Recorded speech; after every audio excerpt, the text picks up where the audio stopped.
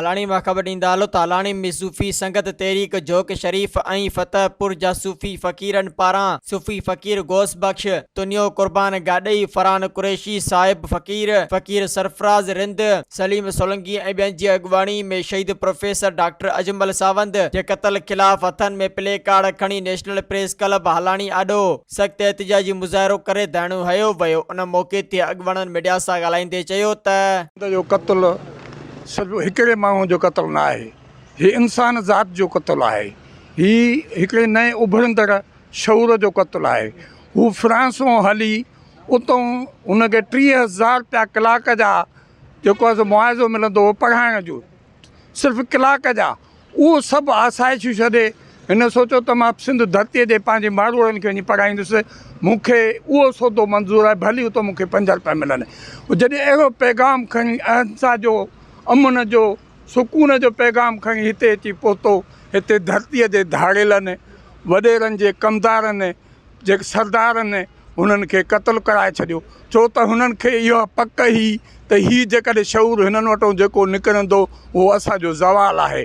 सूफ़ी सदाईं हमेशह सच जो पैगाम ॾींदड़, सूफ़ी सदाईं अमुन बहाल कयो आहे, सूफ़ी सदाईं मोहबत कई आहे इंसान ज़ात सां, उहो कहिड़ो बि हुजे रंग नस्ल खां बालातर थी करे इंसान ज़ात सां मोहबत कंदड़ आहे। ऐं असांजो जेको डॉक्टर प्रोफेसर शहीद थियो आहे उहो बि हिकु सूफ़ी हुयो ऐं उनखे 30,000 रुपया हिकु कलाक जी ऑफर थी त असांजे मुल्क में अचु, असां तोखे हिकु कलाक जा 30,000 ॾींदासीं, पर उन बादशाह 30 नज़रनि खे ठुकराए पंहिंजे सिंध जे माण्हुनि जी ख़िदमत करण लाइ बीठो।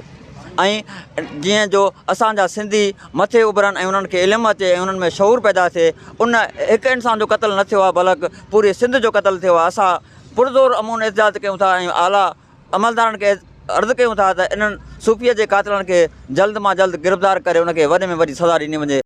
डॉक्टर प्रोफेसर अजमल सावंत जे जेको खून थियो आहे, जेको शहीद थियो आहे कल्ह, उनखे उनजे शहीद जे रत सां इंसाफ़ कयो वञे। महिरबानी करे असां हिन रियासत जे हुकुमराननि खे अर्ज़ु कयूं त महिरबानी करे हे जेको सिंध जो हेॾो वॾो इल्मु पढ़ाइण वारो फ़ॉरेन मां ॿाहिरि मुल्क मां आयो आहे, हिते अची सिंध जा ॿचिड़ा पढ़ाइण आयो आहे, उनखे मारियो वियो आहे। हीअ असांजी अदालत आहे, हीअ असांजो अदल आहे, जेको असांखे इल्मु शऊर ऐं तसौफ़ ॾियणु अचे उनखे मारियो वञे ऐं जहालत हिते ज़िंदाबाद हुजे। हीअ इंसाफ़ आहे असांजी सिंध सां। असांजो सूफ़ी डॉक्टर अजमल सावंत शहीद थी करे सुरुख़ुरू थियो आहे, पर असां एहतिजाज इन लाइ रखियो वियो आहे त हू सिंध जो शऊर हो। हू फ्रांस मां मोटी करे पाकिस्तान में पंहिंजनि सिंधी बचड़नि खे पढ़ण लाइ आयो। हीउ अमल तमामु बुरो आहे, तमामु ग़लति आहे। इन अमल सां असांखे तमामु घणी तकलीफ़ पहुती आहे, छो त हीउ रुगो खून डॉक्टर सावंत जो न, पर सिंध जे शऊर, सिंध जे इल्म, सिंध जे अदब जो थियो आहे। Soomro wallpapers and PVC panel shop 3D wallpapers की वसी रेंज, जो आपके घर को बनाए आपके ख्वाबों की तरह खूबसूरत। बेहतरीन क्वालिटी के वॉलपेपर्स और सीलिंग्स बेनज़ीर कलर्स और डिजाइन्स में दस्तयाब हैं। हैदराबाद, लतीफाबाद, कासमाबाद, जामशोरो, मीरपुर खास के साथ सिंध के मुख्तलिफ शहरों में सर्विस मौजूद है।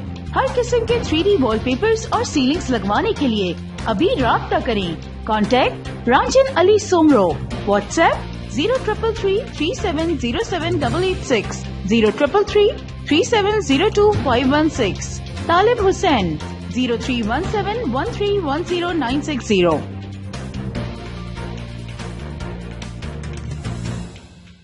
मज़ीद ख़बरनि ऐं तफ़सीलात लाइ विज़िट कयो असांजी वेबसाइट www.awamiNewsHD.com ऐं ॾिसंदा रहो अवामी न्यूज़ HD।